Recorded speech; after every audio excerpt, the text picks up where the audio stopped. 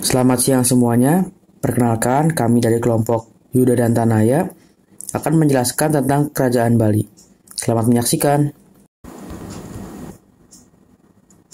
Kerajaan Bali terletak di sebuah pulau yang tidak jauh dari daerah Jawa Timur, tepatnya di sebelah timur Pulau Jawa.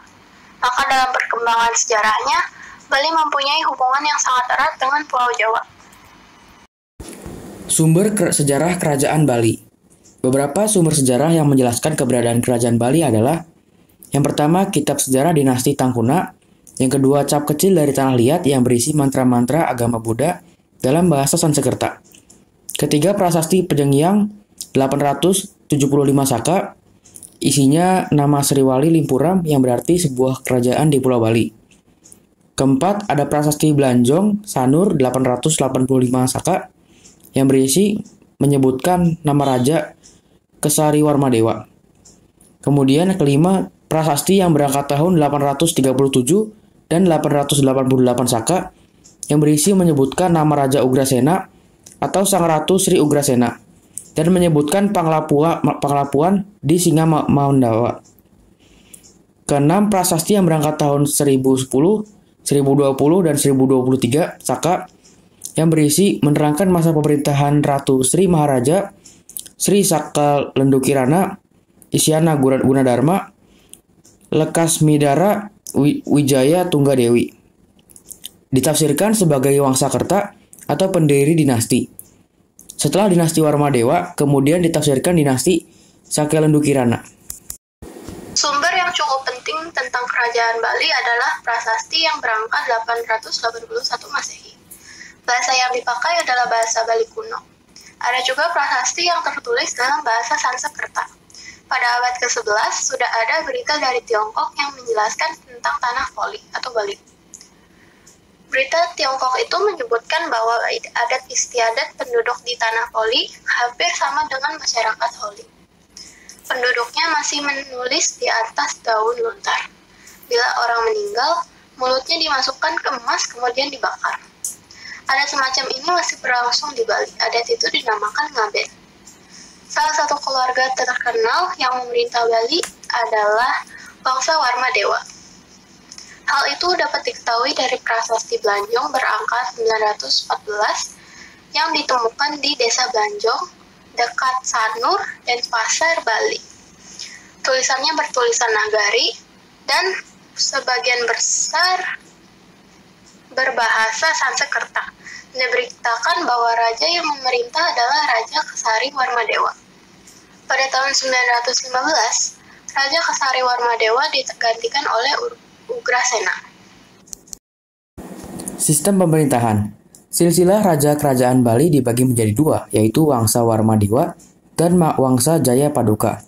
Wangsa Warmadewa ada Sri Kesari Warmadewa, Sri Ugrasena, Sang Ratu Sri Haji Tabanendra Warmadewa, Indrajaya Singha Warmadewa atau Candrabaya Singha Marwadewa, kemudian Jana Sadu Warmadewa, Sriwijaya Mahadewi, Gunapriya, Dharmapatri, Darmo Udayana Marwadewa, Sri Adjawadewi, Dharmawangsa Wardaya Marakata Pangkaja atau Marakata Pangkaja Stana Tunggadewa atau Paduka Haji Sri Dharmawangsa Sawardana.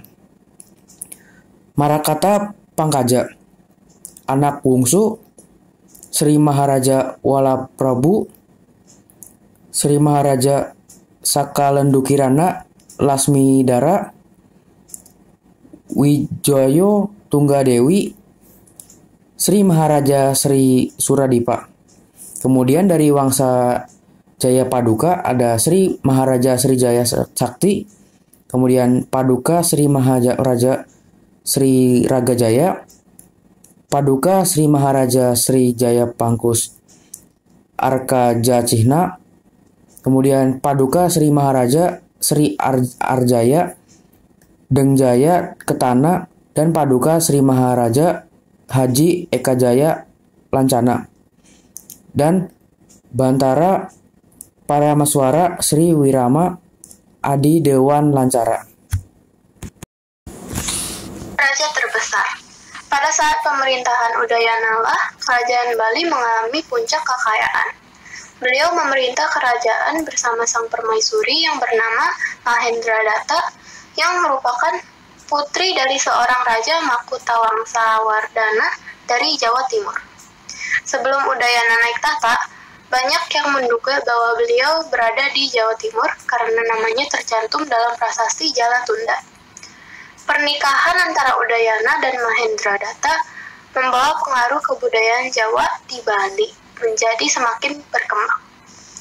Contohnya, bahasa dari Jawa kuno mulai dipergunakan dalam penulisan prasasti serta mulai melakukan pembentukan dewan penasihat seperti di pemerintahan kerajaan-kerajaan Jawa.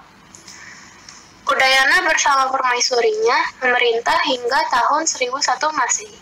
Sebab Gunapria wafat dan kemudian didharmakan di Burwan.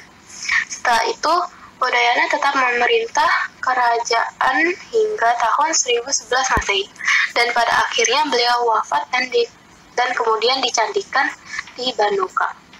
Hal tersebut tertera dalam sebuah prasasti Erhuang yang menyebutkan nama Udayana.